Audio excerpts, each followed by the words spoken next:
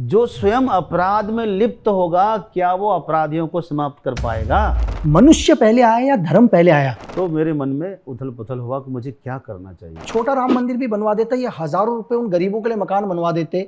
फिर भी आप नहीं कर रहे हैं तो आपको रास्ते से हटाना आवश्यक है। जो जिस धर्म को मानना चाहे उस धर्म को मान सकता है, लेकिन आशुतोष आनंद जी गिरी को क्यों लगता है कि सनातन धर्म को पूरे विश्व में फैलाना चाहिए? जन गण मन अधिनायक जय हे भारत भाग्य विधाता, ये कौन है? जय श्री राम बोलने पर ममता बनर्जी गिरफ्तार करवा रही लोगों को। पर्यटक को बढ़ाने के लिए इसको महाकुंभ का नाम दिया। सच बताता हूँ, कोई साधु संत बीजेपी को सपोर्ट नहीं करते। तो फिर मैं क्या बोलूं कि आपने सही में मोह माया त्याग दिया है। आज कांग्रेस सोच रही है कि साधु संत क्यों बीजेपी को सपोर्ट कर रही है, लेकिन जैसे ही योगी आदित्यनाथ आते हैं सर, एनकाउंटरों की लाइन शुरू हो जाती है। लोग डरे हैं कि हमको जेल में ही रहने दीजिए, बाहर मत निकालिए। सब कुछ फॉरेन का, लेकिन हम बात हिंदुस्तानी की करते हैं। एक चमगादड़ ने दूसरे चमगादड़ को निमंत्रण दिया। कर्ण कितना बड़ा दानी था, ऐसा दानी भूतो न भविष्यति। ईश्वर कहीं भी रह सकते हैं, ईश्वर को रहने के लिए छोटा स्थान भी चल जाएगा। लोग तो समान को असमान करने में लगे हुए हैं। पावरफुल गवर्नमेंट, पावरफुल पीएम, लेकिन फिर भी एजुकेशन सिस्टम में ऐसा क्यों नहीं हो रहा? अरविंद केजरीवाल जी देख लीजिए, दिल्ली के सीएम, जब तक विधायक रहे छोटा घर में रहे, और इसका फायदा बीजेपी को मिल रहा है तो मिलने दीजिए ना। सनातन के लोग एकत्रित हो रहे हैं तो समस्या हो रही है लोगों को। तो हमको तो आपके हिंदुत्व पे शर्म आ रही है। इतने संत होते हुए भी वहाँ आम लोगों पर अत्याचार क्यों हो रहा है? दूसरे लोग कहे तो उसको प्रचार करते हैं, हम कहे तो कहते हैं अरे आप पक्षपात लेते हैं। तो ऐसे राम जी का घर छोटा सा होगा। लक्की बिस्ट अनकट पॉडकास्ट। आज के पॉडकास्ट में हमारे खास मेहमान, जो कभी स्वामी विवेकानंद विश्वविद्यालय के अंदर असिस्टेंट प्रोफेसर, संस्कृत के ज्ञाता, और एक वक्त में उन्हें लगा कि नहीं यार, संसार के मोह माया से दूर हमें ईश्वर को ढूंढना चाहिए और सनातन धर्म को सारे विश्व में फैलाना चाहिए। तो महाशिवरात्रि के 2014 में उन्होंने संन्यास लिया और आज काशी मठ के महामंडलेश्वर आशुतोष आनंद गिरी महाराज जी हमारे पॉडकास्ट में। तो स्वामी जी, आपका हार्दिक स्वागत हमारे पॉडकास्ट के अंदर। हर हर महादेव जी। जी हर हर महादेव। तो स्वामी जी, आज मैं एक हिंदू राजपूत नहीं, एक आम हिंदुस्तानी बनकर आपसे प्रश्न पूछूंगा जिसे पूरा हिंदुस्तान सुनना चाहेगा।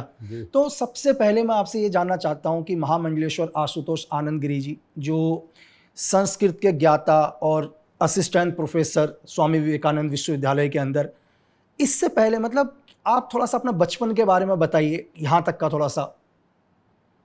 हाँ, बचपन संस्कार तो माता पिता से ही आता है, और संतों का आना, सत्संग सुनना और उन सत्संग के कुछ किताबें पढ़ना, जिससे ऐसा लगा कि संसार का सार क्या है। बारंबार एक ही चीज़ जब आप सुनते हैं उसको देखने का मन करता है।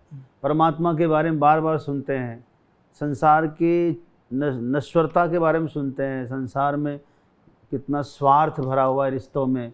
कोई भी रिश्ता परमानेंट नहीं रह सकता। यदि आप उसको परखना शुरू कर दें तो वो हटना शुरू कर देता है, जिसको कसने शुरू करेंगे वो खिसकना शुरू कर देता है। तो वही सब विचार विमर्श करके जब मैं उस समय 7th क्लास में था, तो अचानक कुछ हुआ विद्यालय में, वो छुट्टी हुई, तो मेरा मन किया कहीं घूमने जाना चाहिए।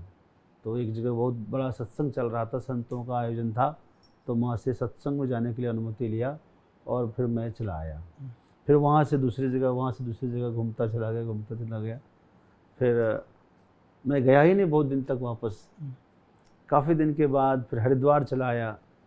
और मुझे बचपन से संस्कृत किताब में एक चित्र होता है, आपने भी शायद ध्यान दिया होगा, उस चित्र में एक चोटी वाला व्यक्ति ऊपर बैठा होता है और नीचे जो है उसके नीचे 7-5 चोटी वाला नीचे बैठे होते हैं, और वो बैठ के वो संस्कृत पढ़ रहे होते हैं। तो मुझे वो दृश्य बार बार खींचता था कि ये कहाँ पढ़ाई होती है, मुझे ये वाली पढ़ाई पढ़नी है।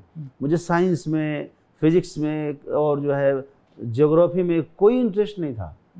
ये सब पढ़ के हम करेंगे क्या? ये तो भौतिक विद्या है, तो नश्वर विद्या है। मान लीजिए टेबल है, टेबल का ज्ञान करके हम क्या कर लेंगे? इस पर कॉफ़ी रखना या चाय रखना, इतने की बात है ना। लेकिन टेबल के बारे में विशेष जानकारी प्राप्त करके हमको वो टेबल तो बनाना नहीं है। तो दुनिया जिसने बनाई वो परमात्मा, उसको दुनिया का ज्ञान हो तो अच्छी बात है, लेकिन मुझे तो दुनिया नहीं बनानी है। दुनिया बनी बनाई मेरे लिए है, जैसे घर बना बनाया है मेरे लिए, मुझे रहना है घर में केवल। बस हाँ, ये जानना ज़रूरी है हमारा बेडरूम किधर है, हमारा बाथरूम किधर है, हमारा ये आवश्यक चीज़ें किधर है, ठीक है। लेकिन घर में रह के करना क्या चाहिए, यह हमें जानना आवश्यक है। यदि हमने ये नहीं जाना कि हम घर में रहे किस लिए, आए किस लिए, सिर्फ खाने, रहने या बाथरूम करने, ये करने, तब तो लक्ष्य ही पता नहीं है। वो लक्ष्य क्या है जिसके लिए हमें परमात्मा ने 100 वर्ष की आयु दिया, परमात्मा ने सुंदर शरीर दिया, स्वस्थ दिया, परिवार दिया, घर दिया, ये लक्ष्य तो नहीं है। ये तो एक कंपनी का जो मालिक होता है वो भी एक मैनेजर को एक घर दे देता है, एक गाड़ी दे देता है, एक साथ में जो है उसको नौकर दे देता है, सारी फैसिलिटी देता है। तो किस लिए देता है? खाने पीने के लिए या उसका काम करने के लिए, जो काम उसका हुआ। तो परमात्मा का क्या काम है, यही जानने के लिए मैं इसी तरफ कदम रखा। और फिर एक दिन जब हरिद्वार में घूम रहा था, वहाँ एक पुरानी झाड़ी है हरिद्वार, गंगा जी के किनारे, और उस झाड़ी में मैं जा रहा था ऐसे ही, तो अचानक देखा कि एक महात्मा जी सन्यासी है, ऊपर पत्थर पर बैठे हुए हैं और करीब 40 की संख्या में नीचे ब्रह्मचारी लोग बैठे हैं। वही दृश्य मेरे दिमाग में क्लिक करा, जो पहले बचपन से देखता आ रहा था। मुझे ये पढ़ाई पढ़नी है, मेरा कदम रुक गया। वहाँ इंतज़ार किया, उसमें से कोई एक ब्रह्मचारी आया। मैंने पूछा यहाँ क्या चल रहा है? बोले यहाँ संस्कृत की पढ़ाई हो रही है। तो क्या क्या पढ़ाते हैं, क्या सबको पढ़ाते हैं? बोले हाँ पढ़ाते हैं, जो आ जाते हैं। तो क्या मुझे पढ़ा देंगे? बोले आप वो तो आप मिलने के बाद मालूम पड़ेगा। जो उनका सत्र संपन्न हुआ तो मैं स्वामी जी के पास गया। ऐसे महापुरुष, ओहो, त्याग मूर्ति, जिन्होंने जीवन में कभी कंचन और कामनी का स्पर्श नहीं किया, ऐसे दिव्य आत्मा दर्शन करके मैं पुलकित हुआ। सामने खड़ा हुआ, तब उन्होंने कहा कि कुछ पूछा मुझे। उन्होंने परीक्षा ली हमारी कितनी श्रद्धा है सनातन धर्म में, कितनी आस्था है ऋषियों मुनियों की लिखी हुई ग्रंथ में। तब उनको लगा कि ये ठीक है, योग्य है, एलिजिबल है, तो मुझे उन्होंने रखा और मैं पढ़ाई वहाँ से शुरू किया। गंगा जी किनारे मेरी बोले कि मैं पढ़ा तो दूंगा, लेकिन तुम्हें रहने की व्यवस्था और भोजन की व्यवस्था स्वयं करनी होगी। मैंने कहा ठीक है, आप इतना हो गया तो ईश्वर सब करेंगे अपने आप। तो उसके बाद फिर मैं वहाँ से निकला तो पता लगा आगे चल के बहुत सारी कुटिया है संतों की बनी हुई। तो एक संत जो अपनी कुटिया छोड़कर कुछ दिन के लिए बाहर जाना चाहते थे, उसको एक रखवाला करने वाला कोई चाहिए था। तो मैं मिल गया संयोग से, वो बहुत खुश हुए, मुझे स्थान मिल गया, सब कुछ मिल गया। फिर मैं पढ़ना शुरू किया। अब पता है उनका मेन कुटिया जो दरवाज़ा लगा था जिसमें, वो तो बंद करके ताला मार के चले गए। मुझे जो स्थान दिया उसमें दरवाज़ा ही नहीं, मतलब 3 तरफ से वो बना हुआ, एक तरफ से बिल्कुल खुला है, ओपन है, और जो है ऊंचा मचान टाइप का बना हुआ है। तो किसी ने मुझे कंबल दिया, किसी ने मुझे बेडशीट दिया, किसी ने जो है अपना, और किसी ने अपनी पुस्तक दे दी पढ़ने के लिए। पूज्य ज्ञानी बाबा अभी नाम उनका, उन्होंने दिया। और मैं लघु सिद्धांत कौमुदी व्याकरण का बहुत प्रारंभिक और मुख्य ग्रंथ है। वो कहते हैं लोहे का चना है, जो उसको चबा लिया फिर सब कुछ चबा सकता है, सब कुछ खा सकता है। तो वो मैं वहाँ से पढ़ना शुरू किया और वहाँ से पढ़ते पढ़ते वो पूरा गुरुकुल महाराष्ट्र में शिफ्ट हो गया। जिला बीड़ में आज भी वहाँ पर वेदांत साधना स्थली गुरुकुलम है। तो वहाँ फिर वो 2 साल वहाँ रहा।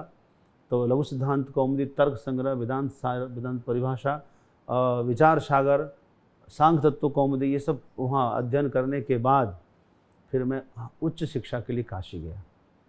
तो काशी में तो गया था, 2-3 साल रहूँगा, थोड़ा व्याकरण और पढ़ लूँगा, थोड़ा वेदांत पढ़ लूँगा, फिर देखूँगा क्या करना है।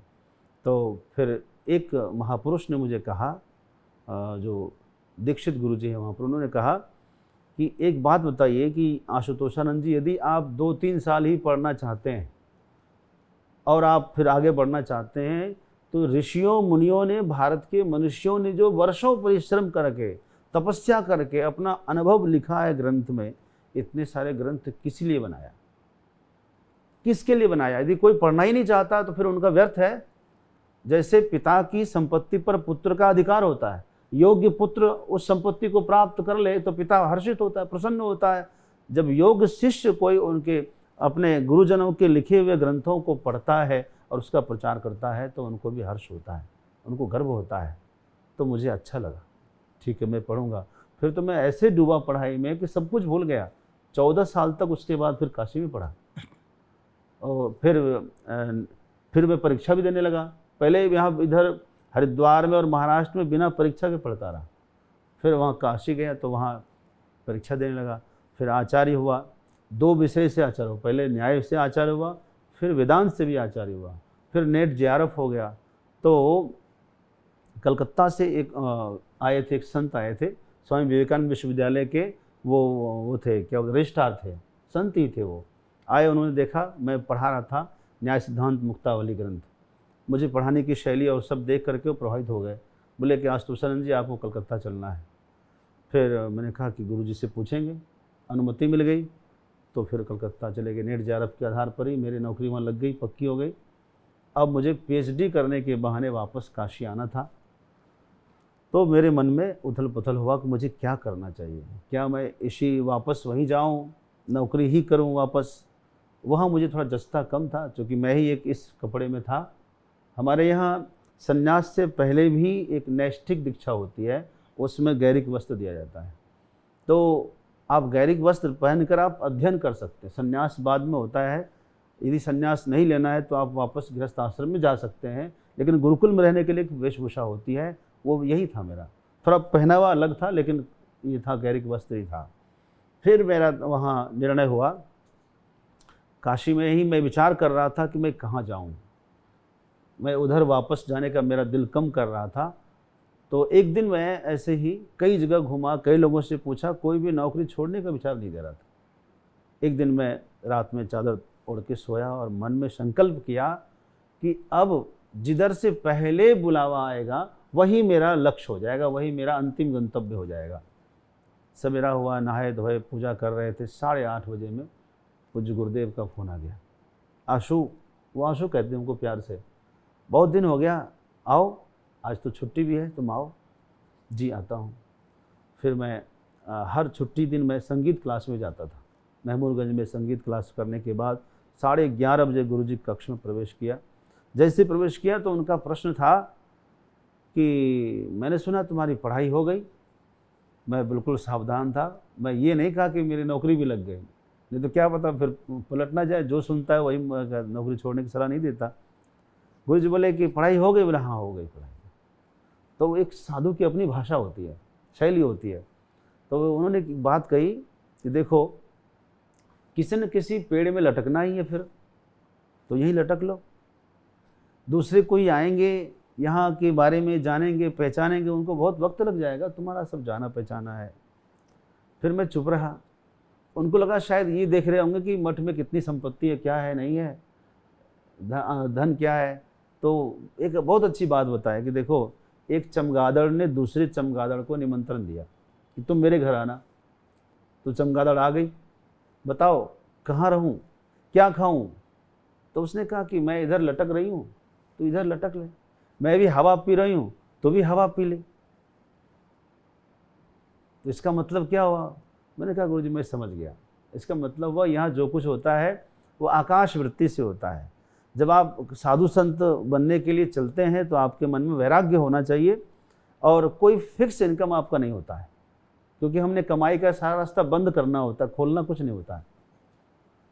बोले बिल्कुल ठीक है, अब कुछ कहना कुछ पूछना है। मैंने कहा, फिर मुझे रात की बात याद आई कि मैं रात में ही संकल्प किया था, आज ईश्वर रास्ता दिखा रहे हैं। मैंने कहा बस ठीक है, अब कुछ नहीं पूछना है, समर्पित कर दिया। फिर मैं तब से काशी में हूँ। संतों ने स्वीकार किया, गुरुजनों ने स्वीकार किया। तो स्वामी जी, बहुत सारे लोग बोलते हैं, मैं ये पूछना चाह रहा हूँ, मुझे धर्म का बहुत कम ज्ञान है, तो इस संसार में मनुष्य पहले आया या धर्म पहले आया स्वामी जी? बहुत अच्छा पूछा आपने, मनुष्य पहले या धर्म पहले? धर्म क्या है, पहला प्रश्न तो ये होना चाहिए था कि धर्म क्या है, क्योंकि धर्म के बारे में नहीं जानेंगे हम, तभी हम ऐसा पूछेंगे कि भाई मनुष्य पहले है कि धर्म पहले है। धर्म का मतलब है कर्तव्य, जिसको हम कहते हैं कि ये आपके लिए कर्तव्य, ये आपकी ड्यूटी है, यही धर्म है हमारा। तो ईश्वर ने कर्तव्य और ईश्वर को, मनुष्य को साथ साथ बनाया। सहयज्ञाः प्रजा सृष्ट्वा पुरोवाच प्रजापते ऐसाम प्रसविष्यध्वम एषवोत्तिष्ठ कामधुक्। अर्थात जब ब्रह्मा जी ने मनुष्य को बनाया तो एक कर्तव्य साथ में दिया कि ये यज्ञ है और ये आप हैं। आपको क्या करना है? यज्ञ करना है। यज्ञ करके आप देवताओं को प्रसन्न करेंगे, देवता प्रसन्न होकर के आपको मनचाहा सुख प्रदान करेंगे, सुविधा प्रदान करेंगे। तो परस्परम भावयन्तः, आप देवताओं को प्रसन्न करें यज्ञ के माध्यम से, कर्तव्य कर्म के माध्यम से, और देवता आपको आशीर्वाद दें प्रसन्न होकर के, आपकी मनोकामना पूर्ण हो। तो सह यज्ञः प्रजा सृष्ट्वा पुरोवाच प्रजापति अनेन पृषध्वं मोक्षविशिष्ट कामधुक् देवान् भावयतानेन ते देवा भावयन्तु वः परस्परम भावयन्तः श्रेयः परम वाप्स्यथ। जैसे हम और आप अभी परस्पर एक दूसरे के बारे में पूछ रहे हैं, आप भी हमको खुश करना चाहते हैं, हम भी आपको खुश करना चाहते हैं, हमको आप नाराज़ नहीं करना चाहते, हम भी आपको नाराज़ नहीं करना चाहते हैं। परस्पर एक दूसरे के पूरक बन करके आप जगत में आगे बढ़िए। तो कर्तव्य साथ में दिया। तो स्वामी जी, लोग कहते हैं कि धर्म मतलब मनुष्य की रक्षा। जी, अगर धर्म का मतलब है कि आप संसार के सभी जीवों की रक्षा करो, चाहे किसी भी प्राणी का हो, लेकिन आज के टाइम में इस संसार में आप देख रहे हैं हर जगह, चाहे मिडिल ईस्ट हो चाहे कहीं पर भी हो, आज धर्म के लिए युद्ध हो रहे हैं महाराज जी, स्वामी जी। तो मैं कह रहा हूं कि क्या ऐसी दुनिया आ गई कि एक इंसान को धर्म की रक्षा के लिए युद्ध करना पड़ रहा है, जबकि धर्म का तो मतलब होता है कि इंसान की रक्षा करना। बहुत सुंदर, क्या बात है। बाद में लकी मिश्र जी आप कहीं से कम नहीं है। नहीं सर। क्या बात है। धर्म वास्तव में आज बहुत चिंतनीय विषय हो गया है कि धर्म के लिए युद्ध बिल्कुल नहीं। लेकिन एक बात आप याद करिएगा, जब महाभारत हुआ था, महाभारत होना आवश्यक था कि नहीं था, आप बताइए। देखो स्वामी जी, अब जितना मैंने देखा, मैंने आपसे बोला कि मुझे धर्म का बहुत कम ज्ञान है, बस मुझे ये जरूर पता है कि कौरव और पांडवों के बीच में महाभारत हुआ, बस इतना ही मैं जानता हूं। यदि आप थोड़ा विचार करेंगे, उसकी पूर्व पीठिका पर जाएंगे, जब कोई व्यक्ति दूसरे व्यक्ति का हक नहीं देना चाहता है, हक देना उसका कर्तव्य था, उसका धर्म था। यदि हम आप भाई भाई हैं तो पिता की संपत्ति में हमारा भी आधा है, आपका भी आधा है, और यदि आप हमको 25% दें या वो भी ना देना चाहें तो ये आप धर्म कर रहे हैं कि अधर्म कर रहे हैं? आप अधर्म कर रहे हैं। बिल्कुल। तो अधर्म कर रहे हैं, तब जो हम लड़ाई करेंगे हम किसकी लड़ेंगे? हम धर्म की लड़ेंगे, क्योंकि हम अपने हक की लड़ाई लड़ रहे हैं। ये हम एक कर्तव्य था जो आप नहीं कर रहे हैं, हम आपको उसके लिए चेतावनी दे रहे हैं कि आप ये आपका ये कर्तव्य करिए, फिर भी आप नहीं कर रहे हैं तो आपको रास्ते से हटाना आवश्यक है। पितामह भीष्म इतने बड़े महापुरुष थे, द्रोणाचार्य इतने बड़े महापुरुष थे, धुरंधर थे, कर्ण कितना बड़ा दानी था, ऐसा दानी भूतो न भविष्यति, लेकिन ये सब अधर्म का साथ दे रहे थे और धर्म के रास्ते में आ रहे थे। तो क्या करना पड़ा? श्री कृष्ण को, स्वयं ईश्वर को सामने आकर के इन सबको मार्ग से हटाना पड़ा। क्या ये किस लिए? क्योंकि धर्म के मार्ग में बाधक हो रहे थे। धर्म मतलब कर्तव्य, जो कर्तव्य है, जो न्याय है, जो उचित है, मानवता की रक्षा करना बड़ा धर्म है। आपने बताया ना, धर्म क्या है? मानवता की रक्षा करना। लेकिन मानव आज धर्म की रक्षा कर रहा है, ये बड़ा विपन्न विषय है, ये बड़ा विचारणीय विषय है। स्वामी जी, क्या है कि संसार के अंदर आपने बहुत सारे लोग कहते हैं कि सर्वधर्म, सभी को अपना धर्म, मतलब जो जिस धर्म को मानना चाहे उस धर्म को मान सकता है, लेकिन आशुतोष आनंद जी गिरी को क्यों लगता है कि सनातन धर्म को पूरे विश्व में फैलाना चाहिए? हाँ बिल्कुल, ये बात भी बताइए आपने। हालांकि सभी का अपना अपना स्वभाव के अनुरूप धर्म होता है, किसी का कुछ भोजन करना, किसी का कुछ भोजन, मांसाहारी जीवों का मांसाहार भोजन है, शाकाहारी का शाकाहार भोजन है। लेकिन जब सनातन धर्म की बात करेंगे तो सनातन धर्म सर्वांगीण है। आप श्रीमद् भगवद गीता को उठा लीजिए, श्रीमद् भगवद गीता में किसी भी एक देवी देवता की पूजा या किसी एक संप्रदाय का कहीं नाम उल्लेख है? क्योंकि ये संपूर्ण मानव को उपदेश है। दुनिया में जितने भी धर्म हैं, जिसको आप धर्म कह रहे हैं, मैं तो सबको धर्म भी नहीं कहता, जिसको आप धर्म कहते हैं उसको ग्रंथ को उठाइए, उस किताब को उठाइए, वो आपको बता देगा कि अमुक व्यक्ति ही हमारे मजहब के हैं, दूसरे इसके इतर कहलाएंगे। सनातन कभी नहीं कहता कि दूसरा कोई है दुनिया में, क्योंकि जब कोई धर्म था ही नहीं तब सनातन था। इनके नजरों में कोई दूसरा है ही नहीं, कोई पराया है ही नहीं। अयम निजः परो वेति गणना लघुचेतसाम उदार चरुता नाम तो वसुधैव कुटुंबकम। ये हमारा है, ये तुम्हारा है, ये गैर सनातनी, ये गैर सनातनी कैसे कोई हो सकता है? आदमी देखिए, हर एक व्यक्ति के अंगुली के ऊपर देखेंगे आप चक्र का निशान है, उठा लीजिए आप अपनी अंगुली देखिए। नहीं बिल्कुल, हम सब भगवान की संतान है। नारायण पद्म भवम वसिष्ठम शक्तिम च तत्पुत्र पराशरम च व्यासम शुकम गौड़ पदम महांतम गोविंद योगिंद मथास्य शिष्यम श्री शंकराचार्य मथास्य पद्म पादम च हस्ता मलकम च शिष्यम तम तोटकम वार्त्य कार्य मन्य दस्मद गुरुम संत मानतोस्मि। नारायण से ही हम लोग आए, आदि पुरुष नारायण है, वहाँ से हम लोग आए। तो हम सब तो एक ही है ना, सबके किसी का रंग रूप, किसी का खून, किसी का इंद्रिय, कुछ भी अलग तो नहीं है, सब समान है। ये समानता की बात सनातन करता है। लोग तो समान को असमान करने में लगे हुए हैं। सही सलामत आपको उत्पन्न किया, लेकिन उसमें भी कटिंग करना शुरू कर दिया। खतना खतना क्या बोलते हैं आप, हैं? ये क्या है? जो ईश्वर ने बनाया है वो सनातन के अनुरूप ही बनाया है, सनातन से विरुद्ध किसी को नहीं बनाया है। लेकिन वापस सबको सनातन बनने की आवश्यकता है, मुझे ऐसा लगा। इसीलिए मैंने सोचा कि नहीं, कदम उठाना चाहिए। इस कदम में हम यदि 2 कदम आगे बढ़ सके, लोगों को सनातन में जोड़ सके, ये हमारा योगदान होगा। स्वामी जी, जैसे मैंने आपको बोला कि मैं भी एक हिंदू राजपूत हूँ, लेकिन आज जो भी मैं सवाल पूछूंगा, मैं वो सवाल पूछूंगा जो देश सुनना चाहता है, ताकि आपके माध्यम से पूरे देश को पता चले। मैं कहता हूँ स्वामी जी, देखो कि ईश्वर कहीं भी रह सकते हैं, ईश्वर को रहने के लिए छोटा स्थान भी चल जाएगा। हाँ। मेरे हिसाब से अगर पीछे हमारे ये लगा है, मैं ईश्वर की मूर्ति अगर यहाँ भी लगाना चाहूँ तो ईश्वर यहाँ भी रह लेंगे। आप नहीं भी लगाएंगे वो तब भी रहते हैं, बिल्कुल। तो हाँ। हमने इतना बड़ा राम मंदिर बनवाया, हाँ। सरकार ने एक अच्छा कार्य किया, बहुत अच्छी बात है, लेकिन जिसमें हजारों रुपए खर्च हुए स्वामी जी, हाँ। अगर मैं कहता हूँ एक छोटा राम मंदिर भी बनवा देता, ये हजारों रुपए उन गरीबों के लिए मकान बनवा देते, हाँ। तो राम मंदिर तो फिर भी चलता। लेकिन ऐसा क्या था कि उन हजारों लोगों को घर बनाने के बजाय एक छोटा मंदिर भी बना देते, उस पैसे को वहां यूज करते। एक मेरा एक क्वेश्चन है। क्या बात, बहुत अच्छा। एक बात बताइए, हाँ। छोटा मंदिर कमी है अपने पास? नहीं, बिल्कुल कमी नहीं है स्वामी जी, हर जगह है, हर घर में, हर गांव में अब मंदिर आपको मिल जाएगा। हाँ। आवश्यकता तो बड़े मंदिर की ही थी।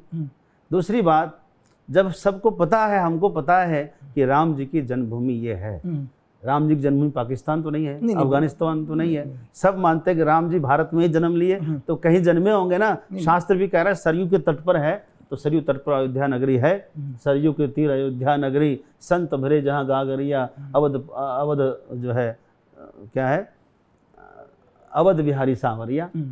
तो जब राम जी अयोध्या में ही हुए तो हम राम जी को मानने वाले हैं। हर एक व्यक्ति अपने से बड़ों का सम्मान करता है। आज थोड़ा सा पैसा वाला व्यक्ति बन जाए, अपना पुराना घर तोड़ के बड़ा घर बनाता है, छोटा घर बेच के बड़ा घर खरीदता है।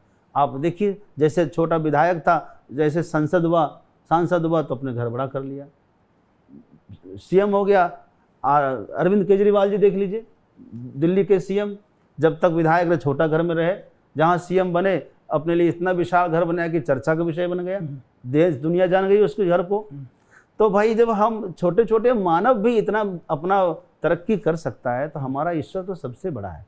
सबसे बड़ा मतलब पूरा ब्रह्मांड को वो चलाने वाला है। जन गण मन अधिनायक जय है भारत भाग्य विधाता। ये कौन है? ये राम जी हैं। जन गण मन के अधिनायक राम जी हैं, जिन्होंने राम राज्य की परिकल्पना की है, और न केवल कल्पना की है, चलाया। 11,000 वर्ष तक भारत को और संपूर्ण विश्व को चक्रवर्ती सम्राट थे, अखिल ब्रह्मांड नायक थे वो राम जी। तो ऐसे राम जी का घर छोटा सा होगा? क्या बात करते हैं, कैसी कल्पना करते हैं। क्यों ना हम विराट सोचें, हमको लगता है वो छोटा सा है, उससे भी कहीं 100 गुना बड़ा होता, जिसमें पूरे विश्व के लोग आते। आज भी चले जाइए अयोध्या, दर्शनार्थियों की संख्या देखिए, यदि छोटा सा होता तो इतने लोग कहाँ रहते। वो भी कम पड़ रहा है, और बड़ा होता तो और बड़ा होता, और अधिक लोगों को दर्शन का लाभ मिलता। स्वामी जी, बहुत सारे लोगों का कहना है ऐसा कि इस बार महाकुंभ हुआ, आप तो स्वयं महाकुंभ में थे। जी, मैं भी था वहाँ। बिल्कुल, तो लोग कह रहे हैं ऐसा, ये मैं नहीं बोल रहा हूँ, लोगों के सवाल हैं जो मैं पूछना चाह रहा हूँ कि लोग बोलते हैं या नहीं कि ये गवर्नमेंट ने, चाहे यूपी गवर्नमेंट हो, भारत सरकार हो, उनने पर्यटक को बढ़ाने के लिए इसको महाकुंभ का नाम दिया। इसमें क्या मतलब, क्या है उन लोगों के लिए जो जानना चाहते हैं? क्या पहले महाकुंभ नाम नहीं था? नहीं था, लेकिन जो कहते हैं 140 साल में कुछ ऐसा कि ये वो कुंभ आ रहा है कि इसमें दर्शन कर लोगे तो दोबारा शायद जीवित रहते हुए नहीं कर पाओगे। लोगों ने भ्रम फैलाया चारों तरफ कि 140 बाद, ऐसा कुछ नहीं है, लेकिन ऐसा था। आप उठाते पंचांग तो आपको पता चलता, मकर राशि में सूर्य, मकर राशि में बुध, मकर राशि में गुरु, तीनों एक ही राशि में आए, त्रिवेणी संगम का योग बन रहा था। ऐसा 140 वर्ष बाद ही हुआ, तो बिल्कुल सच्चा था। इसीलिए अभूतपूर्व संख्या भी हुई, 68 करोड़ लोग इकट्ठे हो गए। आप मामूली बात समझते हैं एक जगह पर? समस्या इसलिए हो गई वहाँ पर थोड़ी सी कि सबको स्नान एक ही जगह करनी थी। एक ही जगह पर जब सब लोग पहुँचेंगे तो भगदड़ तो होगा ना, इसलिए थोड़ा सा कुछ हो भी गया। लेकिन उसके बाद तो बिल्कुल शांति से रहा, सुखद। सबको किसी को पूछिए कैसा अनुभव है, सब प्रसन्न है। तो यदि सनातन के लोग एकत्रित हो रहे हैं तो समस्या हो रही है लोगों को। अच्छा बताइए, अभी श्री राम मंदिर के पैसे से ही हॉस्पिटल बनाए, वहाँ जाकर देखिए हॉस्पिटल चल रहा है, कितना कैंसर अस्पताल चल रहा है, तो किसी को कोई दिक्कत नहीं है। दिक्कत यह है कि सनातन संबंधित कार्य क्यों हो रहा है, सनातन के लोग एकत्रित क्यों हो रहे हैं, हम चर्चा क्यों कर रहे हैं आपस में सनातनी है, इससे उन लोगों को कष्ट हो रहा है। क्यों कष्ट हो रहा है तो उसको होना चाहिए कष्ट, क्योंकि हम एकत्र होंगे, हमारा लक्ष्य है। हम सब एकत्र क्यों ना हो, हम आपस में मिले तो हंसकर क्यों नहीं मिले, एक दूसरे का हाल चाल क्यों नहीं पूछे। मानवता यही तो कहते हैं। दूसरे लोग कहे तो उसको प्रचार करते हैं, हम कहे तो कहते हैं अरे आप पक्षपात लेते हैं। यदि ये पक्षपात है तो है, यदि सनातन की बात करना अपराध है तो मैं एक अपराधी हूँ, मुझको छोड़कर अलग हो जाइए। तो स्वामी जी, आज तो देखिए, आज स्वयं नरेंद्र मोदी जी जो बहुत संतों की मतलब पूजा करते हैं, या आप योगी आदित्यनाथ जी जो खुद एक संत रहे हैं जी गोरखपुर मठ से, आज सरकार भी बीजेपी की अपने एक संत जो योगी आदित्यनाथ हैं वो भी एक संत, फिर भी इसी देश का एक हिस्सा है वेस्ट बंगाल। इतने संत होते हुए भी वहाँ आम लोगों पर अत्याचार क्यों हो रहा है चंद जी? अगर वहाँ क्यों नहीं सनातन हो रहा है, मतलब वहाँ क्यों लोगों को, मतलब आज देखिए आप वेस्ट बंगाल के अंदर, वो भी तो इसी देश का एक हिस्सा है। अभी आप बिल्कुल सही बात बोले, क्योंकि अब आपको अनुभव हो रहा है ना कि सनातन की आवश्यकता वहाँ पर है। तो मतलब क्यों नहीं, मतलब देखिए आज तो देखिए अभी बंगाल में इससे पहले सीपीएम की सरकार थी, और अभी जो वर्तमान में है ममता बनर्जी सरकार है, बिल्कुल, और ये सब वामपंथी विचारधारा से परिपूर्ण है।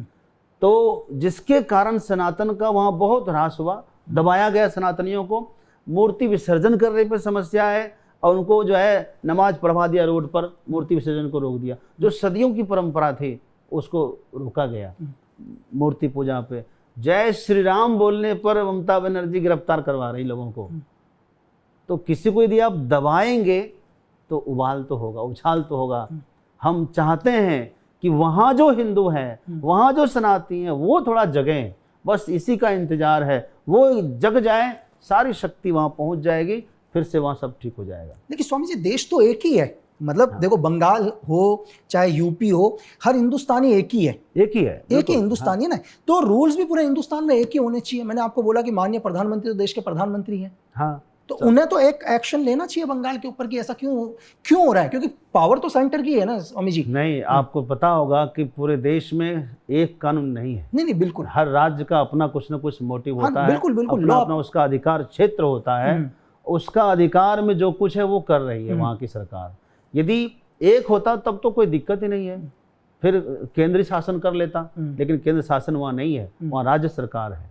तो राज्य सरकार के अधीन है। अब वहाँ की जनता को जानना होगा कि ये हमारे साथ गलत हो रहा है, हमने जिसको चुना है वो हमारा शत्रु है, वो हमने जिसको चुना है वो सनातन को मिटाने में विश्वास रखता है, बढ़ाने में विश्वास नहीं रखता है। आज भी बंगाल की जनता सोई हुई है, आज भी वो जगी नहीं है, आज भी उनको लगता है ममता बनर्जी ही है, लेकिन ममता बनर्जी है या ममता बानो है ये उसको पता नहीं है क्या है। उसको जानना चाहिए, जानना होगा ना।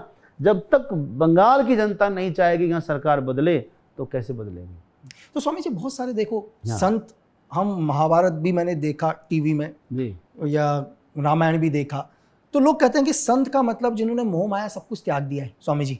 एक मोह माया, जिनके लिए मोह माया का कोई मतलब ही नहीं, तभी वो संत हैं, जो इस जीवन से एक नए जीवन के अंदर जा चुके हैं। लेकिन आज भी बहुत सारे संत लोग हैं जो मैं देखता हूँ कई बार टीवी में, तो फिर क्यों इतनी बड़ी बड़ी लग्जरी गाड़ीज वगैरह यूज करते हैं? अच्छा, मैं एक क्वेश्चन है मैंने क्या बोला, मैं एक आम हिंदुस्तानी की तरह क्वेश्चन पूछूंगा ताकि मुझसे लोग ये ना बोले कि लक्की भी तुम तो पक्षपात कर रहे हो सर। एक आम हिंदुस्तानी की जो करोड़ों की गाड़ियां, जो मतलब एक आम आदमी जिनको अफोर्ड तो बहुत दूर की बात, जिसका जीवन का सपना भी नहीं होगा कि उस गाड़ी को मैं कभी देख सकूं, लेकिन एक संत उन गाड़ियों के अंदर जा रहे हैं, तो फिर मैं क्या बोलूं कि आपने सही में मोह माया त्याग दिया है, या ये क्या है? एक बात बताइए। हाँ। बहुत अच्छा, चलिए आपने बढ़िया पूछा। एक बात बताइए, भगवान सारी लक्ष्मी के पति कौन है? सारी संपदा के मालिक कौन है? लक्ष्मी जी है। लक्ष्मी जी। बिल्कुल। लक्ष्मी जी किसकी पत्नी है? विष्णु जी की। ठीक है। और जो भक्त हैं वो भगवान के पुत्र हैं, है ना, जो भगवान को के लिए अपना सब कुछ छोड़ दिया। जैसे जो बच्चा सारा खिलौना पटक दे, सब कुछ छोड़ दे, तो माँ उसको क्या करती है? अपने गोद में बैठाती है, बैठाती है ना। बिल्कुल। तो संत क्या करते हैं? सब कुछ छोड़ देते हैं। लक्ष्मी माता क्या करेगी? उसको गोद में बैठाएगी ना। नहीं बिल्कुल। तो अपनी उसकी मर्यादा है ना, धन का अभाव क्यों होगा? संत तो हम कहते हैं यदि जंगल में जाकर बैठ जाए ना, वहीं पर बिल्डिंग खड़ी हो जाएगी। पीछे पीछे जाती है लक्ष्मी पदा तो भगवान पे। तो यदि आम लोग चार्टेड प्लेन से जा सकते हैं, आम लोग पैसा होने पर अच्छी फैसिलिटी से रह सकते हैं, अच्छी गाड़ियों में चल सकते हैं, तो भगवान के भक्त जिन्होंने भगवान को अपनाया हुआ है, सब कुछ भगवान को मनाया हुआ है, वो उनको यदि कोई गाड़ी भेंट कर दे रहा है, आप देखिए किसी के पास अपनी गाड़ी नहीं है। मेरे पास जो गाड़ी है मेरी खुद की नहीं है, किसी के दिया हुआ गाड़ी है, उसका वो भी कोई और भर रहा है। क्या बोलते हैं? महीने का EMI। वो भी। हाँ, हमको अब बैठे हैं तो भी आपको समस्या हो रही है। हमें स्वामी जी ये सवाल एक देश का था। मैंने अभी बोला कि मुझे लोगों को ये ना लगे कि आप देखेंगे लकी भाई कि आप हमारे आश्रम में आप देखे होंगे, मेरा कमरा कितना छोटा सा है। नहीं बिल्कुल, मैं आप देखिए, एक कुटिया है वो, लेकिन बिल्डिंग है वहाँ, कितने कम से कम 50-60 कमरे हैं। बिल्कुल मैंने देखा। लेकिन उस किसके लिए है? सारी सुविधा किसके लिए? आप गए, आपके लिए सुविधा, भक्तों के लिए सुविधा, क्योंकि पैसा आपका लगा हुआ है। हमारा तो कुछ है ही नहीं। हम तो एक कुटिया में रहते हैं, अपने छोटे से कम उपयोग करते हैं। हमारा एक संकल्प है कि कम से कम लेना, अधिक से अधिक देना समाज को। स्वामी जी कि देश के अंदर जी मैं बोलता हूँ कि दो पार्टी अभी मेनली तौर पर आप में देखें जाए, एक कांग्रेस एक बीजेपी। ये कांग्रेस का ऐसा कहना है, ये मेरा व्यक्तिगत कहना नहीं है, कांग्रेस का कहना है कि जितने भी भारतवर्ष के जितने भी संत हैं, साधु हैं, ये बीजेपी को सपोर्ट करते हैं। ये कांग्रेस ऐसा क्यों कहती है? इसके पीछे क्या है कि नहीं भाई जितने भी सनातन के हैं ये बीजेपी को सपोर्ट करते हैं, जबकि एक राजनीतिक पार्टी है वो तो दोनों के दोनों। मतलब स्वामी या संत महाराज तो इन सब चीजों से दूर है। बिल्कुल, मुझे राजनीति से कोई मतलब नहीं, मुझे कभी चुनाव लड़ना भी नहीं है, मुझे कोई जरूरत नहीं है, और ना ही मैं किसी का हिस्सा हूँ, सच बता रहा हूँ। अब रही बात, आपने कहा कि उनको लगता है कि साधु संत लोग बीजेपी को सपोर्ट करते हैं। सच बताता हूँ, कोई साधु संत बीजेपी को सपोर्ट नहीं करते हैं। साधु संत लोग अपने हिंदुत्व को सपोर्ट करते हैं, सनातन को सपोर्ट करते हैं। यदि बीजेपी सनातन को सपोर्ट करने में मदद कर रही है और इसका फायदा बीजेपी को मिल रहा है, तो मिलने दीजिए ना, आपको क्यों तकलीफ है? अरे भाई, हम हिंदुत्व को सपोर्ट कर रहे हैं। क्या हिंदू कांग्रेस में नहीं है? क्या हिंदू जो है ममता बनर्जी साथ नहीं है? है ना? क्या उनको चेतना नहीं है? अपने हिंदुत्व के लिए काम नहीं करना चाहिए उनको? नहीं कर रहे हैं। यदि आपको लगता है कि आप भी हिंदू हैं, आपके अंदर भी सनातन है, तो सनातन को, सनातन धर्म की जय बोल के दिखाइए ना, जय श्री राम बोल के दिखाइए ना। कैसा हिंदू है? आपका मुखिया जय श्री राम कहने पर गिरफ्तार कर रहा है और आप उसके साथ खड़े हैं। तो हमको तो आपके हिंदुत्व पे शर्म आ रही है, संकोच हो रहा है, हमें पता चल नहीं रहा कि आप हिंदू हैं कि नहीं है। कैसे हिंदू हैं आप? तो आपको तो ऐसा लगेगा ही। आज कांग्रेस सोच रही है कि साधु संत क्यों बीजेपी को सपोर्ट कर रही है? बीजेपी को कोई सपोर्ट नहीं कर रही है, राष्ट्र को सपोर्ट कर रही है। आप तो राष्ट्रवाद के भी खिलाफ जा रहे हैं, हिंदुत्ववाद को छोड़िए, क्योंकि आपके डीएनए में हिंदुत्व नहीं है, हिंदुत्व का विरोध है। जो जिसकी बात कर रहे हैं आप, उस पूरा परिवार को उठाइए। जवाहरलाल नेहरू खुलेआम कहता है कि मैं बाय बर्थ जो है क्रिश्चियन हूँ, धर्म से इस्लामिक हूँ, मुसलमान हूँ और गलती से हिंदू हूँ। अब बताइए, उस व्यक्ति को हिंदुत्व का मुकुट पहना दिया है कि हिंदू के तुम राजा हो, वो व्यक्ति हिंदू का भला करेगा बुरा करेगा। तब से लेकर आज तक कांग्रेस ने कभी हिंदुत्व के समर्थन में कोई बिल पास किया हो, कोई कानून बनाया हो तो बताइए, लेकिन हिंदुत्व के खिलाफ दूसरों के लिए बहुत कानून बनाए हैं। तो ऐसे व्यक्ति की बात कर रहे हैं आप, उनकी हम क्या बात करें? तो यदि आपको लगता है या किसी को लगता है ऐसा कि हम भी हिंदू हैं, तो आप भी हिंदुत्ववाद पर आइए, आप भी अपनी पार्टी बनाइए, आपको सपोर्ट करेंगे हम। स्वामी जी 1947 से यूपी में बहुत सीएम्स देखे हमने जी। मैं भी यूपी में रहा, जब भी मैं एनएसजी कवर में रहा तो मैं बहुत सारे सीएम्स के साथ मैं भी रहा, लेकिन जैसे ही योगी आदित्यनाथ आते हैं सर, एक टाइम यूपी में ऐसा था कि मैं बोल रहा हूँ कि गुंडा राज, लोग बोलते थे भाई यूपी गुंडा राज है, लेकिन जैसे ही योगी आदित्यनाथ आते हैं सर, एनकाउंटरों की लाइन शुरू हो जाती है, पूरे यूपी से क्राइम खत्म कर दिया जाता है। ऐसे तो पहले भी कोई मुख्यमंत्री कर सकते थे सर, लॉ तो शायद मुझे नहीं लगता कि 1947 के बाद कोई नया संविधान आया होगा यूपी में। बिल्कुल बिल्कुल तो एक संत आते हैं और वो यूपी से क्राइम खत्म कर देते हैं सर, ये कैसे सर? क्या बात है, यही होना चाहिए ना। होना चाहिए, नहीं होना चाहिए सर, बिल्कुल होना चाहिए कि एक संत ने खत्म कर दिया। क्राइम का मतलब अपराध है, अपराध। जो स्वयं अपराध में लिप्त होगा, क्या वो अपराधियों को समाप्त कर पाएगा? नहीं, कभी नहीं। जिसके कपड़े पर स्वयं दाग लगे रहेंगे, वो दूसरों का दाग कैसे धो सकता है? तो निरपराधी जो निर्दोष होगा, वही उसको दोष दिखाई देगा कि अमुक दोषी है, उसको गलत है। जिसको गलत, स्वयं गलत जो है, उसको गलत दिखाई नहीं देता। यही कारण था, अपराध में लिप्त सरकार थी अब तक की, जिसको अपराधी दिखाई नहीं दे रहा। अपराधी उसके मित्र थे, सपोर्टर थे, उन्हीं के दम पर वो सरकार बना रही थी अब तक। जब योगी जी आए, ये संत है, इनका अपना कुछ नहीं है। डरेगा तो वो जिसको कुछ लोभ होगा, इनको तो कोई लोभ ही नहीं है। आप पता कराएंगे इनके परिवार में, जाकर देखिए, इनकी एक बहन है, वो माला बेच रही है, मालूम, चाय बेच रही है। मोदी जी के एक भाई पेट्रोल पंप पे फूल भर रहे हैं, आज भी भर रहे हैं। आप कैसी बात करते हैं? तो क्यों सपोर्ट ना करें इनको? आज ये लोग क्या कर रहे हैं देश के लिए? एक एक करके यूपी से इनको इनकाउंटर करके इन सबको समाप्त किया है। कुछ लोग जेल में हैं, और कुछ जेल से निकले तो भगवान के यहाँ पहुँच गए। लोग डरे हैं कि हमको जेल में ही रहने दीजिए, बाहर मत निकालिए, बाहर निकालेंगे तो हम फिर निकल जाएंगे, रहेंगे ही नहीं कहीं के। और ऐसे ही किया है। आज यूपी जो है अपराध मुक्त है, जो कुछ भी है दबाव है, दुबका है, तो ये अच्छा है ना? नहीं, बिल्कुल सर। बहुत सारे स्वामी जी, बहुत सारे लोग बोलते हैं, हाँ। मैं बहुत लोगों को देखता हूँ, चाहे टीवी में चल रहा हो, सोशल मीडिया में चल रहा हो, हाँ। हर स्टेट के लोग बोलते हैं कि हमारे को योगी आदित्यनाथ जैसा सीएम चाहिए। आज बहुत सारे, आप अभी उठा के देखिए सोशल मीडिया और कर, तो लोग बोलते हैं कि भाई हमारे को योगी जैसा सीएम चाहिए करके। मतलब एक संत जिसको मतलब इतना खतरनाक भी हो सकते हैं। हमको एक, आपकी बात पर हमको एक प्रसंग याद आ रहा है। रामायण में सीरियल में एक आया था, एक क्लिप आया था, उसमें देखा था कि जो है वो सुग्रीव ने कहा कि मैं तो साधु बनना चाहता हूँ, मैं अब राज क्या चलाऊंगा, मुझसे नहीं होगा, अंगद को राज सौंप दीजिए, मैं तो आपकी भक्ति करूंगा। राम जी ने कहा एक साधु ही अच्छा राज चला सकता है, क्योंकि जिसके अंदर कोई लोभ नहीं है, जिसके अंदर कोई राग नहीं, जिसके अंदर राग होगा वही किसी से द्वेष करेगा। जब राग ही नहीं है तो द्वेष कहाँ से होगा? सब व्यक्ति उनके लिए समान हो गया, तब ऐसा व्यक्ति संत ही होता है। यदि संत के हाथ में कमान चला जाए और सब व्यक्ति उनकी बात मान ले, तो देश फिर से वैकुंठ हो जाएगा। भारत हमारा भारत नहीं रहेगा, विश्व गुरु बन जाएगा। और यदि भारत को विश्व गुरु बनाना है तो योगी जी को पूरे देश का कमान देना चाहिए, मैं तो ये कहूँगा। स्वामी जी, आज आप एजुकेशन सिस्टम देख रहे हैं पूरे हिंदुस्तान का, आज लोग डर रहे हैं प्राइवेट, मतलब सरकारी स्कूलों में बच्चे को डालते हुए। एक अच्छी फैमिली का बता रहा हूं मैं आपको, देखो जिसके पास पैसा नहीं हो तो उसको मजबूरी में डालना ही पड़ेगा। किसी भी देश के अंदर अगर आपको किसी देश का भविष्य बनाना हो, तो मैं कहता हूं कि बच्चे उस देश का भविष्य है। एजुकेशन सबसे ऊपर है, एजुकेशन से ऊपर कुछ भी नहीं है, क्योंकि यही बच्चे आने वाले देश का भविष्य होंगे। तो जितने भी प्राइवेट सेक्टर्स के स्कूल हैं, मुझे नहीं लगता कि उसमें से 1% भी ऐसे स्कूल होंगे जहां संस्कृत पढ़ाया जा रहा है। ऐसा क्यों? क्योंकि अब हम एक इस देश के अंदर पावरफुल गवर्नमेंट, पावरफुल पीएम, लेकिन फिर भी एजुकेशन सिस्टम में ऐसा क्यों नहीं हो रहा कि नहीं भाई यहां भी आप सनातन को पढ़ाओ, यहां भी संस्कृत को पढ़ाओ। जिस संस्कृत को, मैं आपको ये बता रहा हूं कि ओपनहाइमर ने जिस संस्कृत को पढ़ने के बाद परमाणु बम बनाया, तो हम अपने देश में क्यों नहीं कर रहे हैं ऐसे एजुकेशन सिस्टम पर?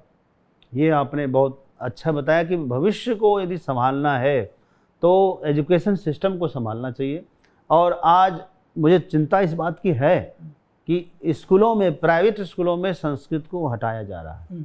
हर प्रांतों से कहीं ना कहीं, पहले जो है 6 से कहीं 5 से संस्कृत अनिवार्य था, आज जो है सीधे 9th में अनिवार्य हुआ है, कहीं कहीं तो हटा ही दिया, बोर्ड से हटा दिया है।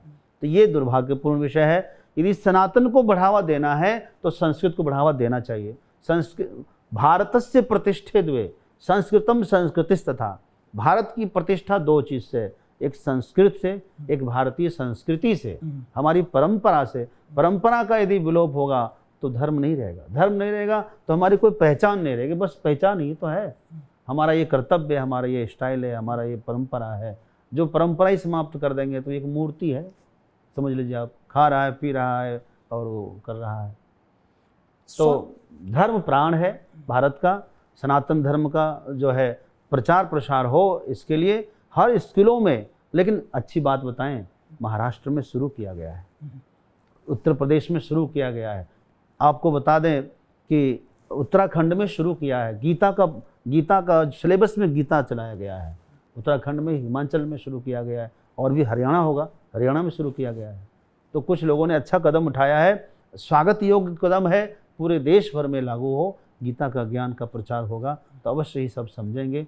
यदि ये लोग एक धर्मनिरपेक्ष का चोला ओढ़े हुए हैं।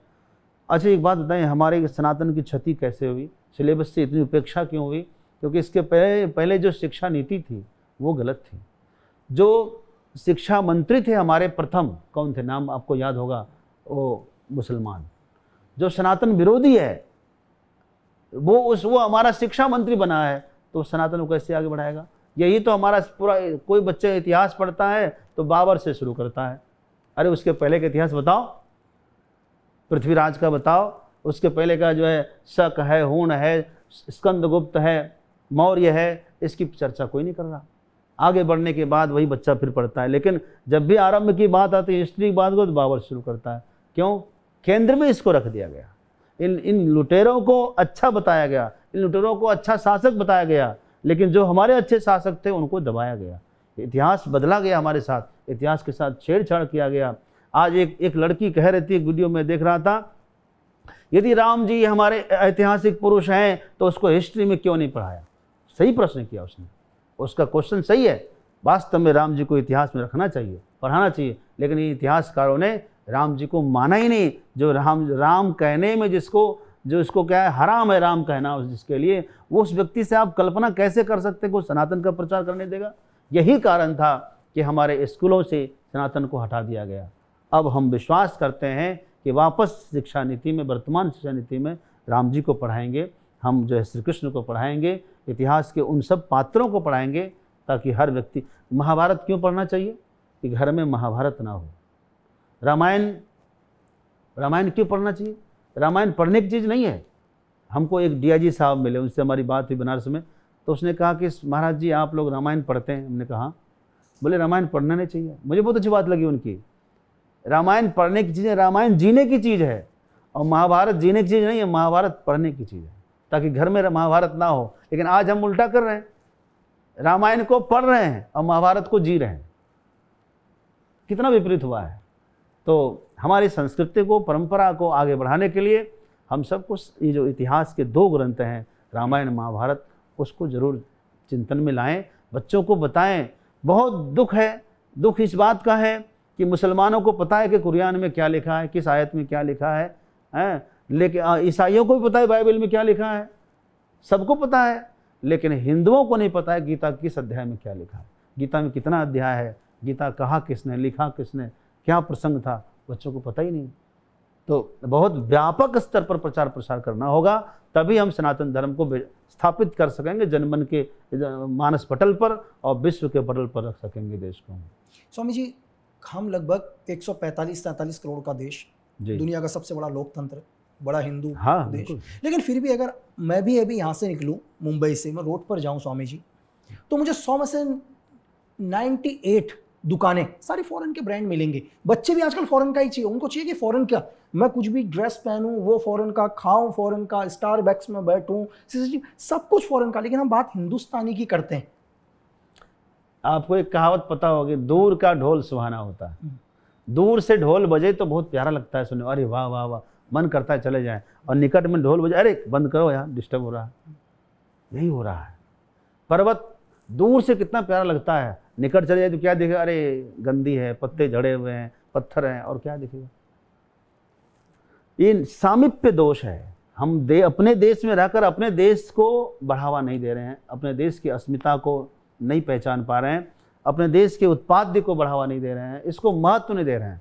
यदि हमें अपने देश पर गर्व हो, हमारी परंपरा पर गर्व हो, यहाँ के किसानों के द्वारा उपजाए हुए अन्न में, हम तो देखें कि आज किसी की शादी हो और उसकी पार्टी हो, मैं कलकत्ता में एक विवाह कार्यक्रम में गया था, एक भी फल उसमें देश का नहीं था। हमारे देश में फल की कमी है। हमारे देश का फल विदेशों में अच्छे दाम में बिक रहा है, लेकिन यहाँ के लोग विदेशी स्वाद ले रहे हैं। कोई बुरा भी नहीं है, इसलिए बुरा नहीं है कि हम बाहर बेच रहे हैं, कोई बात नहीं।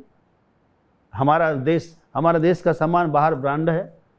यहाँ का बासमती राइस क्या समझते हैं, बहुत कीमत में बिकता है विदेशों में। यहाँ का आम बहुत कीमत में बिकता है। यहाँ का कितने फल बाहर जा रहे हैं, बाहर के हम ले रहे हैं। तो विश्व में व्यापार हो रहा है, तो कोई बुरा नहीं है। लेकिन एक बात समझिए, हमारा जो है वसुधैव कुटुंबकम, हम विश्व को परिवार समझते हैं और दुनिया के लोग विश्व को बाजार समझते हैं। तो बाजार समझ कर वो व्यापार कर रहे हैं, हम परिवार समझकर उनसे प्यार कर रहे हैं। हमारा यही परंपरा है। स्वामी जी, जैसे हम धीरे धीरे वेस्टर्न कल्चर की ओर बढ़ रहे हैं, कुछ लोग, मैं भी देख रहा था क्योंकि मैं जियो पॉलिटिक्स में देखता हूँ, फॉलो करता हूँ, तो बलोच लिबरेशन आर्मी जो एक फ्रीडम फाइटर है पाकिस्तान का, वो भगवान शिव की पूजा कर रहा है। क्या बात है, ये बहुत वायरल हुआ बीच में, तो मुझे भी बड़ा अजीब सा लगा। मुझे भेजा लोगों ने कि मतलब वो भगवान शिव की पूजा कर रहे हैं बलोच लिबरेशन आर्मी, तो इसमें मतलब ऐसा क्यों कि जहाँ हम धीरे धीरे अपने कल्चर को भूल रहे हैं, अपने हम वेस्टर्न की ओर बढ़ रहे हैं, एक पाकिस्तान का एक फ्रीडम ग्रुप भगवान शिव की पूजा कर रहे हैं। आपने ये बताकर हमको इतना हर्षित किया है कि बलोच लिबरेशन आर्मी या बलोच के लोग आज शिव जी की पूजा करने में लगे हैं। महादेव तो आदि योगी है, आदि पुरुष है। यदि आदि पुरुष की तरफ वापस आ रहे हैं तो उन लोगों ने कहीं न कहीं सोचा होगा कि ज़बरदस्ती तलवार के दम पर इस्लाम बनाया गया मुझे, और मुझे वहाँ बहुत चीज़ जो देखा कट्टरपंथ के चक्कर में ये समुचित समाधान नहीं मिला। कहीं न कहीं वो लोग परेशान होकर के इधर आ रहे हैं, तो बहुत खुशी का विषय है। मुझे विश्वास है यदि महादेव को जो अपनाएगा तो निश्चित तौर पर उसका कोई बाल बांका नहीं करेगा। काल भी उसका क्या बिगाड़े जो भक्त हो महाकाल का। अकाल मृत्यु वो मरे जो कर्म करे चंडाल का, काल उसका क्या बिगाड़े जो भक्त हो महाकाल का। तो महाकाल की तरफ जा रहे हैं, ये बधाई के पात्र हैं और अपनाएंगे निश्चित तौर पर। पूरा देश, पूरा क्या एक दिन पूरा विश्व सनातन धर्म की तरफ आएगा, मुझे यही आशा है। स्वामी जी, जैसे मैंने बहुत संत जी को देखा, आपको भी देखा, आपने बहुत डिफरेंट पहन रखा है, जो भी पैरों में जो पहनते हैं। हाँ। मैंने कई मतलब फोटोज में भी देखा। हाँ। तो ऐसा क्या है कि मैंने जो संत महाराज देखे कि वो ये पहनते हैं, ऐसा क्या है इनमें जो आपने जो भी पैरों में भी पहना है, ऑडियंस हाँ। को भी दिखाई देगा? ये क्या है कि ये लकड़ी का बना हुआ है। हाँ। थोड़ा हम लोग प्रकृति के साथ जुड़े रहते हैं। हाँ। जैसे आपने कहा ना कि आप जूता जो है विदेशी ब्रांड के पहन लेते हैं, हाँ। घड़ी पहन लेते हैं। हमारे पास विदेशी कुछ भी नहीं मिलेगा। हमको स्वदेश से प्यार है, हम अपने देश को रिप्रेजेंट पूरे विश्व में करना चाहते हैं, तो स्वदेशी चीज़ हम पहनाते हैं। हम गर्व करते हैं अपने देश में, ये खादी कपड़ा पहनते हैं। हम विश्वास करते हैं कि ये हमारा सब कुछ है, हमारी अस्मिता है। भारतवासियों को रोजगार मिलेगा तो स्वदेशी से मिलेगा, व्यापार बढ़ेगा हमारा। तो ये है, ऋषि मुनियों की परंपरा है प्राचीन काल से प्रकृति से जुड़े रहने के लिए। दूसरी बात, वैज्ञानिक दृष्टि से ये स्वास्थ्य के लिए अच्छा है।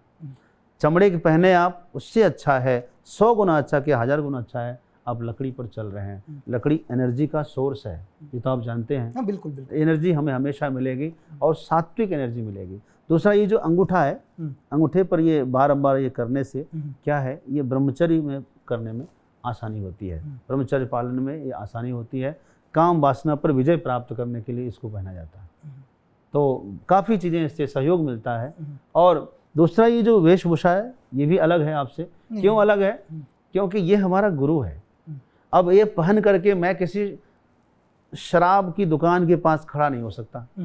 खड़ा हो जाऊंगा तो आप ही आएंगे, स्वामी जी यहाँ खड़े आप, गलत जगह खड़े हैं आप, आपको यहाँ नहीं होना चाहिए, आप तो मुझे जानते नहीं थे, फिर भी आपने क्यों टोका? क्योंकि वेश को आपको पता है कि ये वेश हमारी वैराग्य का प्रतीक है, चिन्ह है, देश की गरिमा है, तो यहाँ उचित जगह नहीं है आपके लिए। तो वेश ने हमको सिखा दिया ना, वेश हमारा गुरु है, ये हमको गलत जगह जाने नहीं देगा, गलत कर्म करने देगा। आज यदि किसी की लड़ाई होने लगे हमारे साथ, हम गाली दें किसी को, तुरंत सामने वाला कहता है कि महाराज कुछ भी हो लेकिन आप गाली मत दो, चूँकि आपको अच्छा नहीं लगता, आपको शोभा नहीं देता। कोई भी टोक देगा हमको कहीं भी। तो ये मतलब क्रोध करने से हमको रोका गया, हमको गलत जगह जाने से रोका गया। यदि हम ये कपड़ा पहने हैं और शराब पिए, नॉनवेज खाएं, तो कोई भी टोक देंगे आप लोगों में से, महाराज कैसे साधु हैं आप, शराब पीते, नॉनवेज खाते, क्यों? आपको हमने कुछ दिया नहीं, कुछ लिया नहीं, फिर भी आपने सिखा दिया, क्योंकि इसने सिखाया मुझे। ये गरिमा का हमारा गुरु है, हम इसको बहुत आदर करते हैं, इस पर गर्व करते हैं। स्वामी जी, हमारे देश के बहुत सारे बच्चे इस टाइम मतलब कहते हैं कि हिंदुस्तान के अंदर बहुत टैलेंट है, बहुत IQ अच्छा है बच्चों का, लेकिन ज़्यादातर बच्चे यहाँ से पढ़ने के बाद बाहर काम करते हैं, बाहर साइंटिस्ट बनते हैं। तो मैंने बहुत सारे बच्चों के मेरे पास मेल आए, मैंने उनको जवाब दिया कि यार तुम क्यों जा रहे हो? तो बोला यार आप अपनी सरकार को बोलो कि हमें यहाँ अच्छी सुविधा देते हैं, हम यहाँ काम करेंगे। बिल्कुल बिल्कुल। तो फिर ऐसा क्यों कि गवर्नमेंट उन बच्चों के लिए, जो बच्चे जहीन दिमाग हैं और पूरे विश्व को पावरफुल बना रहे हैं, तो हमारी सरकार क्यों नहीं उन लोगों को सारी सुविधाएं हमारे देश में देती ताकि वो इस देश से बाहर ही ना जाएं? बहुत सुंदर, बहुत सुंदर। पहले यहाँ सुविधा नहीं थी, पहले सुविधा बहुत कम थी, जिसकी वजह से बच्चे बाहर जाते थे। आज उस सुविधाओं में संख्या बढ़ी, प्रतिशत बढ़ाया गया है। आज यूनिवर्सिटी की संख्या बढ़ी है, मेडिकल कॉलेज की संख्या बढ़ी है। आप देखिए, गिनती करिए, और मुझे विश्वास है अति शीघ्र पूरे विश्व के विद्यार्थी यहाँ पढ़ने आएंगे। जब याद करिए, जब पूरे दुनिया नंगा घूम रही होगी, उस समय तक्षशिला विश्वविद्यालय था भारत में, उस समय विक्रमशिला विश्वविद्यालय था भारत में, और उस समय नालंदा विश्वविद्यालय भारत में था। तो 3 यूनिवर्सिटी भारत में थी तब, जब लोग कपड़ा पहनना जानते नहीं थे, तब इतना भारत विश्व गुरु था। तो अब फिर से एक बार सनातन की ओर जब जाएंगे ना, तो ही आपको समझ में आएगा कि सनातन क्यों सबसे पुराना है और क्यों सबसे हमेशा रहने वाला है। सनातन धर्म का, सनातन शब्द का पर्यायवाची अमरकोश में आया है, शाश्वतश्च ध्रुवोर नित्यम सनातन सनातन, अर्थात जो शाश्वत है, जो ध्रुव है, जो नित्य है, जो सनातन है, वही तो सनातन है। ये सनातन के 5 पर्यायवाची आपको मैंने बताया, तो जो आज से नहीं है और कभी संपन्न समाप्त भी नहीं होगा। पृथ्वी जब से है तब से सनातन है, जब से धरा प्रकाश में आई है। तो किसी के खोजने से भारत नहीं मिला है, भारत आदि अनादि काल से है। स्वामी जी, एक चीज़ और था, एक मन में क्वेश्चन था मेरे भी और लोगों के भी। एक तो संत महाराज हो गए जो स्वामी जी, एक हैं जो आजकल कुंडली उंडली देखकर चीज़ें बताते हैं। बहुत सारे लोग हैं जो कुंडली देखते हैं, बोलते हैं तुम्हारी ये प्रॉब्लम है, तुम्हारी ये प्रॉब्लम है। तो दोनों में क्या फ़र्क है? क्या वो भी संत ही हैं जो लोगों की कुंडली देख के बड़े बड़े बिजनेस खोल रखे हैं, जिन्होंने कि तुम ये डायमंड पहनो, ये पहनो, तुम्हारा सब कुछ सही हो जाएगा? ये जो है वो संत नहीं है, वो कहते भी नहीं हम संत हैं। हमसे पूछेंगे आप संत, बोले संत नहीं है, क्योंकि उनका ये क्या है, हमारा वेद का एक अंग है ज्योतिष। ज्योतिष चक्षु है। ज्योतिष क्या है? हमारा वेद का नेत्र है। वो बता सकता है कि क्या क्या हुआ है, क्या होने वाला है। आप जान सकते हैं ज्योतिष के माध्यम से। आप स्वयं किताब ले आइए, खुद पढ़िए, आप जान सकते हैं। यूनिवर्सिटी में पढ़ाई जाती है ज्योतिष की विद्या, पूरी तरह से ज्ञान दिया जाता है। तो वेद का अंग है ज्योतिष, वेद का ही अंग व्याकरण, वेद का ही अंग है दर्शन। तो सब वेद का अंग है, तो कोई बुरा नहीं है। तंत्र शास्त्र भी हमारा वेद का अंग है। पहले जो तंत्र होता था, तंत्र के माध्यम से हम देवी शक्ति प्राप्त करते थे, निर्जीव में चेतना लाते थे। आज केवल जादूगर के पास कलाकृति रह गई है, तंत्र के नाम पर कोई अब आडंबर रह नहीं गया। बहुत सारी विद्या हमारी लुप्त हो गई। ये एक कप यहाँ है, हम एक इशारे में कप को हाथ में ले सकते थे, तंत्र ये कहता है। इसमें चेतना ला सकते थे, कितना बड़ा आगे था। यदि काश कोई सच्चा तंत्र का ज्ञाता भी होता तो बहुत सारा हमें सहयोग मिलता, देश की सुरक्षा में मिलता कि नहीं मिलता। बहुत सारी विद्या हमारी लुप्त हो रही है। सामुद्रिक शास्त्र जो बताए ना आपने, ये अंगूठी पहन लो, ये रत्न पहन लो, ये सामुद्रिक शास्त्र है। ये हमारा वेद का ही अंग है, कोई बुरा नहीं है। ये रत्नाकर में ये सब उपलब्ध है। लेकिन स्वामी जी, ये तो अच्छा है, लेकिन कई लोगों ने इसको बिजनेस बना दिया। आजकल देखिए ना, आप जगह जगह पर उन्होंने अपने बिजनेस खोल रखे हैं। आदमी छोटी सी प्रॉब्लम लेके जाएगा उनके पास, वो तो आदमी को इतनी टेंशन दे देते हैं कि घर जाने से उसकी हालत खराब हो जाए। स्वामी जी, ये थोड़ा सा इसमें जो भ्रामक तत्व है उससे दूर रहना चाहिए। और बिजनेस है तो बुरा नहीं है, आखिर उसको रोटी तो चाहिए ना भाई। कोई हाथ देख रहा है, हस्तरेखा देख रहा है, तो उसके बाल बच्चे नहीं है, उसका परिवार नहीं है, अच्छी गाड़ी नहीं चाहिए उसको, अच्छे कपड़े नहीं चाहिए, क्या चाहिए ना। तो दुकान खोल कर बैठे हैं, ऑफिस बनाए हैं, तो बुरा नहीं है। कोई ब्राह्मण जाप कर रहा है तो उसकी बेटी है, बच्चे हैं, पत्नी है, घर है, सब चलाना है, उसको पैसे तो चाहिए सबको, तो बुरा नहीं है। हाँ, भ्रामक तत्व से, भ्रामक गलत प्रचार से दूर रहना चाहिए। उनको भी इस तरह से आडंबर नहीं करना चाहिए जिससे लोग दुखी हो। हाँ, सच्चाई के साथ वो भी जुड़े रहें, सच्चाई के साथ लोग भी उनके पास जाएं, तो सबका भला होगा, बुरा नहीं है। तो आशुतोष आनंद गिरी जी महाराज जी पूरे विश्व के अंदर सनातन का प्रचार करना चाहते हैं सर, तो जी। इस देशवासियों के लिए क्या मैसेज देना चाहते हैं, जो हमारे स्टूडेंट्स हैं, आने वाले बच्चे, उनके लिए क्या मैसेज, जो सोच रहे हैं कि हम अभी पढ़ाई करने के बाद विदेशों में जाएं और विदेशों को पावरफुल बनाएं, जैसे आप अभी देख रहे हैं पूरे मिडिल ईस्ट के अंदर पूरा का पूरा वॉर चल रहा है, वो चाहते हैं बड़ी बड़ी मिसाइल्स, फाइटर प्लेन, सबमरीन उन देशों के लिए बनाएं, तो उन बच्चों के लिए क्या मैसेज सर? आप अपने देश के लिए कुछ जरूर करें। आप जाएं विदेश, बेशक पैसा कमाएं, 10 साल 15 साल 20 साल रहें, लेकिन जब आप आपके माँ बाप को सेवा की ज़रूरत हो, आप वहाँ त्याग दे करके यहाँ रहें, माँ बाप की सेवा करें और अपने बच्चों को फिर भेजें, फिर आएँ। अपने देश के विकास में आप योगदान अवश्य करें। जो भी आप जानते हैं, कुछ दिन अपने देश की सेवा करें और बेस्ट आप क्या दे सकते हैं हमारे देश को, वो ज़रूर दें। हमने यही सोचा है, यही आप भी सोचें। यदि हम देश के लिए करेंगे, सनातन के लिए एक कदम उठाएं, आप स्वयं भी प्रतिदिन गीता पढ़ें, अपने बच्चों को भी पढ़ाएं, अपने जो है बूढ़े माँ बाप को छोटे बच्चे से कहें कि अपने घर में दादा दादी हैं, उनको शिव पुराण सुनाओ, उनको भागवत सुनाओ, एक अध्याय बच्चा पढ़े, उनके मुख से सब सुने। जो अर्थ न समझ में आए तो घर के वरिष्ठ उसका प्रकाश करे। हमारे घर में फिर से सतयुग आ जाएगा, हमारे देश में फिर से सतयुग आएगा, पूरा विश्व, पूरा देश हमारा वैकुंठ बन जाएगा। बस अब एक आखिरी सवाल आपसे स्वामी जी, कि जो भी लोग बोल रहे हैं कि बोले कि मतलब इस टाइम देश के अंदर हमारा हिंदुस्तान एक सुपर पावर बन रहा है, अभी देखा 4थे नंबर पर हम लोग अर्थव्यवस्था के अंदर आए, बिल्कुल। और चाहे हमारी देश की सरकार ने, संतों ने 370 हटा दिया देश के अंदर से, राम मंदिर बना ही दिया सर, तो अगला क्या है सर? आप क्या बचा, मतलब हिंदुस्तान में अगला टारगेट क्या होगा?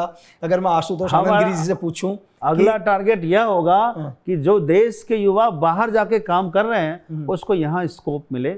आने वाले समय में इतना स्कोप बढ़ने वाला है भारत में कि वापस सब लोग देश में आएंगे। आज ही यदि सारे कार्यकर्ता यानी वर्कर, जो काम करने वाले हैं, जो परिश्रम करने वाले हैं, चाहे दिमाग से चाहे शरीर से, वो यदि देश में आ जाएं तो भारत में 4 चांद लग जाए। लेकिन सबका स्कोप नहीं है, स्कोप होने वाला है। आप आइए, अगला यहाँ भारत में सोर्सेस बढ़ाने जाएंगे और सनातन धर्म को आप लोग अपनाइए, सनातन धर्म के लिए कुछ करिए देश के लिए। जी, तो बस मैं आखिरी यही बोलना चाह रहा हूँ, क्योंकि बहुत सारे लोगों का था, तो मुझे ऐसा लगता है स्वामी जी कि 370 हमने ख़त्म कर दिए देश से और राम मंदिर हमने बना दिया है, तो नेक्स्ट हम लोग मतलब कहते हैं कि लोग हम एक एजेंडा कि हम आप को एक हिंदू राष्ट्र बनाएंगे करके, बहुत सारे लोगों का कि अगला कि हम एक हिंदू राष्ट्र की ओर जा रहे हैं। हाँ। ये हमारा तीसरी चीज़ होगी। अब इसमें कितना सत्य है कितना नहीं हो तो आने वाले टाइम में पता चलेगा। नहीं, अच्छी बात है, ये होना चाहिए, क्योंकि हिंदू बहुल देश है हमारा। आज भी 80% हमारी आबादी है, तो हिंदू राष्ट्र होने में बुरा क्या है? नहीं, बुरा कुछ भी नहीं है, हिंदू राष्ट्र होना चाहिए। आज भी यदि सभी हिंदू आवाज़ उठा लेना, सब हिंदू एक हो जाए ना, हिंदू राष्ट्र बन जाए। क्योंकि हमारी अभी भी हमारे आधिक्य है, संख्या हमारी है, समस्या बढ़ती जाती तो समाधान भी उसका बढ़ता है। निश्चित तौर पर पूरा देश अभी एक हो रहा है, जगा हुआ है, तो इसी समय अच्छा समय है हिंदू राष्ट्र बनाने के लिए। हम तो उसकी तैयारी कर रहे हैं, मुझे पूरा विश्वास है अति शीघ्र आप सबको सुनाई देगा। बिल्कुल। और मैं आपसे दोबारा धन्यवाद कहना चाहता हूं कि आप बनारस काशी मठ से पॉडकास्ट के लिए बॉम्बे आए और अपना कीमती वक्त दिया। बिल्कुल। और मैं तो बहुत बिजी था। नहीं, मुझे मालूम है। प्रति कथा चल रही है, सत्संग टीवी चैनल पर पूरे देश में कथा सुन रहे हैं, विदेशों में संस्कार टीवी चैनल पर कथा हो रही है, तो समय उसका 1 बजे से 4 बजे है। लेकिन मैं सुबह शाम डबल करके 2 दिन का समय निकाल करके आया हूँ और फिर आज ही मुझे वापस जाना है। बिल्कुल, और बहुत बहुत धन्यवाद आपका। तो मैं सबसे कहना चाहता हूँ कि ये आशुतोष आनंदगिरी महाराज जी महामंडलेश्वर काशी मठ से पॉडकास्ट में आया, और इस पॉडकास्ट को आपको बिल्कुल अनकट दिखाई देगा, इसमें कोई भी एडिट नहीं होगा, कोई भी कट नहीं होगा। मैं आपसे हमेशा कहता हूँ कि विश्व में हम एडिट करके कभी भी सच्चाई को छुपा नहीं सकते। तो आप सबका धन्यवाद। ठीक है, धन्यवाद स्वामी। आपको भी बहुत सुंदर।